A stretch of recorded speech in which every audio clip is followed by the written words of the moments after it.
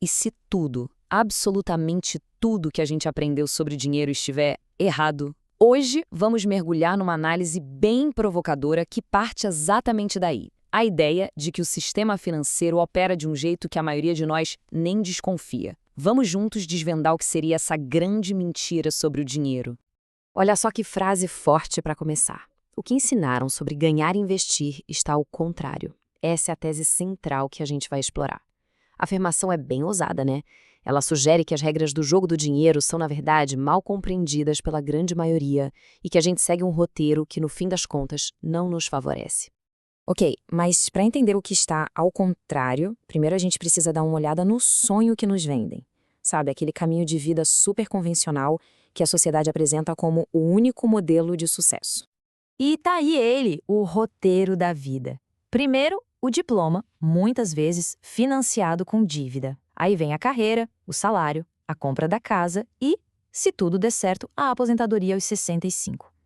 É um caminho que nos é vendido como seguro, previsível. Mas a grande pergunta é, esse plano ainda funciona no mundo de hoje? A análise que a gente está vendo argumenta que ele tem falhas bem profundas. E é exatamente aqui que o argumento começa a desconstruir esse sonho. Esta parte mostra as rachaduras na fundação, sabe? O porquê desse alicerce que parece tão sólido, na verdade pode ser muito mais frágil do que a gente imagina. A primeira rachadura é a fragilidade. O roteiro tradicional nos incentiva a nos especializar em uma única coisa, para um único emprego, dependendo de uma única fonte de renda. Isso cria um ponto de falha gigantesco. No mundo onde indústrias inteiras podem sumir da noite para o dia, essa dependência é um risco enorme. Agora, a gente chega num ponto que surpreende muita gente. De onde vem o dinheiro? A maioria de nós acha que quando um banco faz um empréstimo, ele está usando o dinheiro que outra pessoa depositou. Mas não é bem assim. Pelo sistema de reservas fracionárias, os bancos podem legalmente criar dinheiro novo do nada, digitalmente toda vez que dão um empréstimo. Eles só precisam ter uma pequena fração do valor real guardado. Bem, se o dinheiro pode ser criado assim do nada, isso leva a gente para uma pergunta fundamental. O que é, de fato, essa moeda que usamos todos os dias? Essa seção explora a ilusão por trás do dinheiro que está no nosso bolso. Essa é uma redefinição poderosa. A inflação não é vista como os preços subindo, mas sim como o dinheiro perdendo valor. É uma mudança sutil de perspectiva, mas que tem implicações gigantescas em como a gente percebe nossa economia e nossos salários. E esse é o efeito no mundo real. Pensa na Argentina com uma inflação de 237%. Não é que um cafezinho ficou 237% mais valioso. É que a moeda que as pessoas usam para comprar o café perdeu drasticamente seu valor. O salário, a poupança, tudo se desvaloriza numa velocidade que é, assim, assustadora. É uma corrida que não dá para vencer. E isso leva a uma conclusão bem controversa. A ideia de que a tal crise do custo de vida é uma farsa, um inimigo inventado. O argumento aqui é que essa expressão desvia o foco do problema real, a desvalorização contínua da moeda. É ela que seria a verdadeira causa da perda do nosso poder de compra. Eu gosto muito dessa metáfora. Ela torna o conceito de desvalorização algo muito palpável. Guardar dinheiro numa moeda que perde valor constantemente é como segurar um cubo de gelo na mão e torcer para ele não derreter. Ele vai diminuir, não importa o que se faça. Então, se a nossa moeda é um cubo de gelo derretendo, o que os ricos fazem? Esta parte do argumento diz que eles entendem as regras do jogo e, por isso, fazem o exato oposto do que a maioria das pessoas faz. E aqui está o contraste, bem visual. De um lado, a maioria das pessoas poupando num cofrinho que está, na verdade, rachando, perdendo valor. Do outro lado, os ricos, que pegam essa mesma moeda e a convertem numa máquina que gera valor. Ativos como imóveis, ouro, Bitcoin, coisas que não podem ser criadas do nada por um governo. Eles não guardam um cubo de gelo, eles trocam por algo sólido. Essa citação do Warren Buffett revela o porquê por trás de tudo isso. A dívida nunca será paga. Governos pelo mundo todo têm dívidas tão gigantescas que é praticamente impossível pagar só com impostos.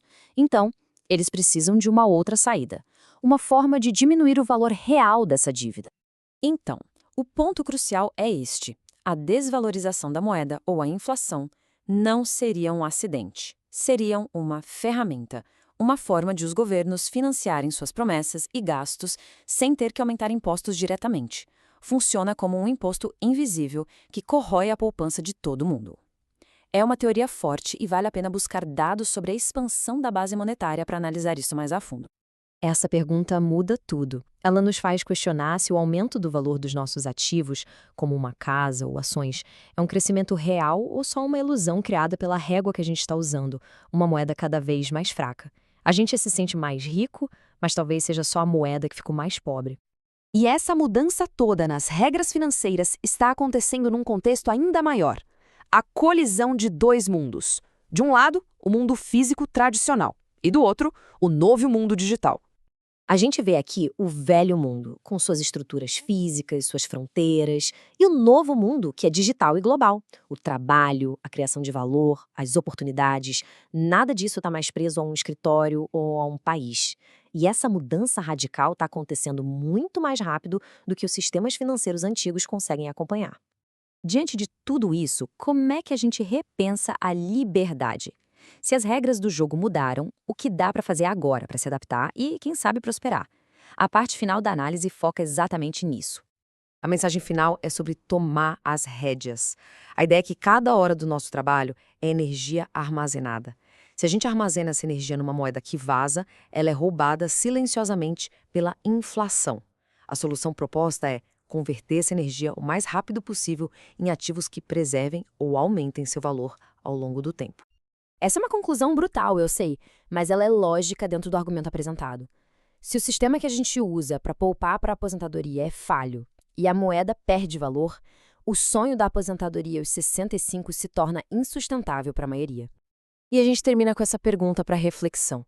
Em um mundo onde o próprio conceito de dinheiro parece instável, talvez a verdadeira riqueza não seja só uma questão de acumular moeda, mas sim de entender as regras do jogo e ter a flexibilidade para se adaptar a elas.